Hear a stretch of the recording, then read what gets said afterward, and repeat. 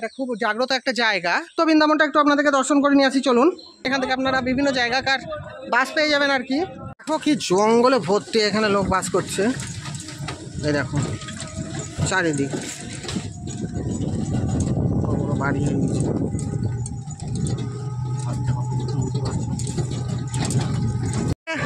দেখুন এই গাছের বয়সগুলো দেখুন একবার, অনেক বয়স এই সমস্ত গাছগুলোর। একবারে অরণ্যের ভিতর দিয়ে যাচ্ছি। এই বাদে পরে অবশ্য মাটি তুলেছে। ও চারিদিকে গাছ, এখন আম গাছ চোখে পড়লো না।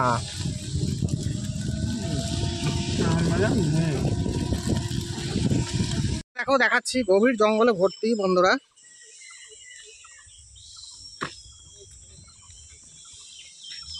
এখন এই উঁচুতে উঠি। দেখো টোটো ভাই আমাদেরকে নিয়ে চলে যাচ্ছে।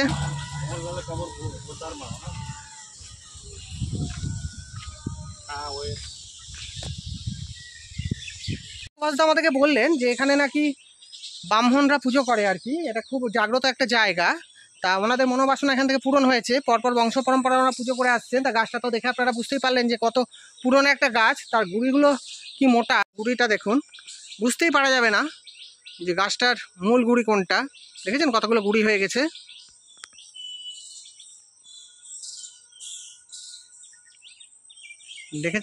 দেখুন কত সুন্দর একটা পরিবেশ। কিছুক্ষণ আগে বৃষ্টি হয়ে গেল হালকা পাতলা। রামনগর ঘাটের যাওয়ার আগে একটা সুন্দর কালী মন্দির আপনাদেরকে দেখাচ্ছি।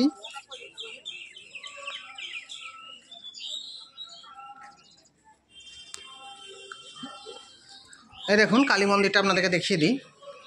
এই যে রক্ষা কালী, দেখে নেন। এটা শিবের মন্দির, দেখে নেন। নিচে আছে গুপ্ত বৃন্দাবন। এই গুপ্ত বৃন্দাবনটা একটু আপনাদেরকে দর্শন করে নিয়ে আসি, চলুন। গুপ্ত বৃন্দাবন আমি হঠাৎ করে না, আজকে আমি জানতাম, আমার আসার ইচ্ছাও ছিল, তার জন্য এসে আপনাদেরকে একটু দেখিয়ে দিই। এত অসাধারণ গো বন্ধুরা, দেখুন এই গুপ্ত বৃন্দাবনটা আপনাদেরকে একটু দেখাচ্ছি। এই যে অসাধারণ, মুখে ভাষা প্রকাশ করা যাবে না। কংসের কারাগার, শ্রীকৃষ্ণের জন্ম এখানে তুলে ধরা হয়েছে। আমি আস্তে আস্তে পুতনা রাক্ষসীকে বধ করেছিল যখন, দেখুন বধ করছে ভগবান শ্রীকৃষ্ণ, পুতনা বধ, এটাকে এখানে দেখানো হয়েছে। মাখন চুরি লীলাটাকে দেখানো হয়েছে। দাঁড়াইয়া নন্দের আগে গোপাল কাঁধে অনুরাগে একটা অসাধারণ পদ আমরা জানি বলরাম দাসের। এই মাখন চুরি করা, এখানে অর্জুন উদ্ধার, এই যে অর্জুন উদ্ধার, জমাল অর্জুন উদ্ধার, বকাসুর বধ বন্ধুরা, এখানে আপনারা বকাসুর বধ দেখতে পাচ্ছেন। এবার এইখানে অঘাসুর বধ, বিভিন্ন রাক্ষসদের যে বধ, শ্রীকৃষ্ণের গরু চড়ানো সেটাকে তো তুলে ধরেছে। অসাধারণ গিরি গোবর্ধন পর্বতকে তুলেছে ভগবান শ্রীকৃষ্ণ। এটা ভগবানের লীলা, কালিয়া দমন লীলা, আপনারা দর্শন করুন। এখানে আছে এই দেখেন বসন চুরি, মানে বস্ত্র চুরি, কংস বধ। অসাধারণ জায়গা বন্ধুরা। শ্রীকৃষ্ণ এবং সুধামাকে দর্শন করুন। আমি এখন গুপ্ত বৃন্দাবনটা আপনাদেরকে দেখাচ্ছি।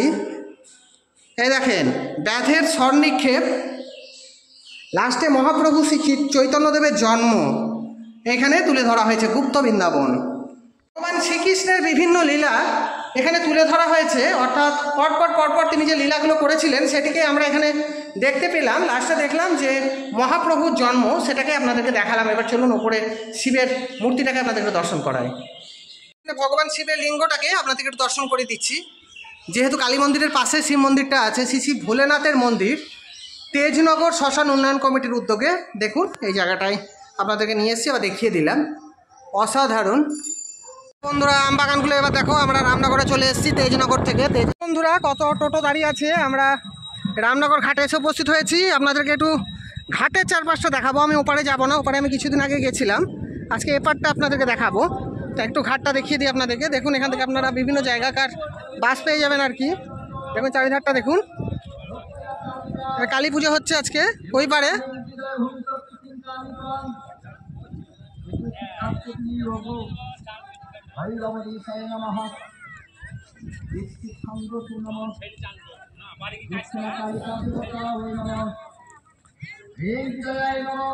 বন্ধুরা যে কালী পুজো হচ্ছে গো,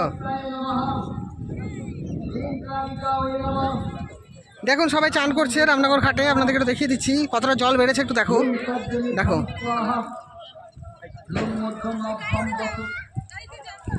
এই দেখো চারিদিকে দেখো।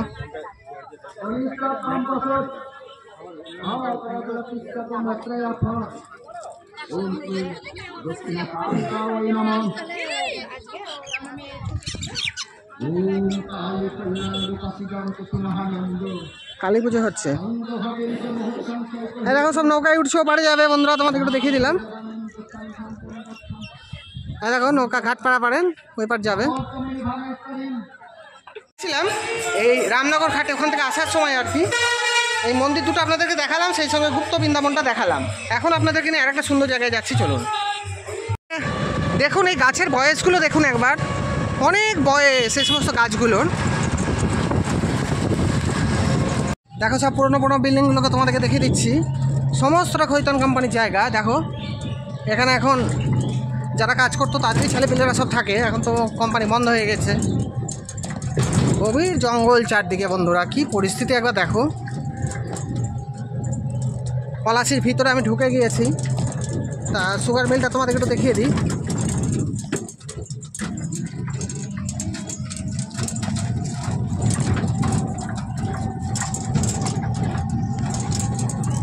সাল থেকে এই যে মিলটা দেখলেন, সুগার মিলটা বন্ধ হয়ে আছে, তাই এখানকার যে কোয়ার্টারগুলো আছে এখন এখানে বেশ কিছু লোক আর কি বাস করেন, ওনাদের পূর্বপুরুষ যারা ছিলেন তারা এই মিলে কাজ করতেন। এখন তো সুগার মিল বন্ধ বলে এরা এখানেই থাকে আর কি, দখল করে নিয়ে আছে জায়গাগুলো। তা এগুলো সমস্ত খৈতান কোম্পানিরই জায়গা, আপনাদেরকে একটু জানিয়ে দিলাম। গাছটা সবাই আমাদের সকলে বলে যে এটা 1757 সালের যুদ্ধের সময়কার গাছ। আচ্ছা, আমরা এটা কতটুকুই জানি। এখন পলাশির যুদ্ধের এতগুলো বছর অতিক্রম হয়েছে, চারদিকে বড় বড় বাড়ি হয়ে গেছে, কিছু কিছু জায়গায় টিনের বাড়িও আপনাদেরকে দেখিয়েছি। এখন সেসব আর চিনাই যায় না বন্ধুরা, ফাঁকা ফাঁকা জমিগুলোতে সব চাষবাস করে খাচ্ছে। এখনকার যে মিলগুলো ছিল সুগার মিলগুলো, সেগুলো বন্ধ হয়ে গিয়েছে।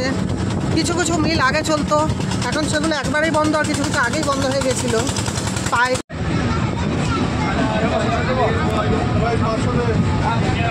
শশা খাবেন শশা।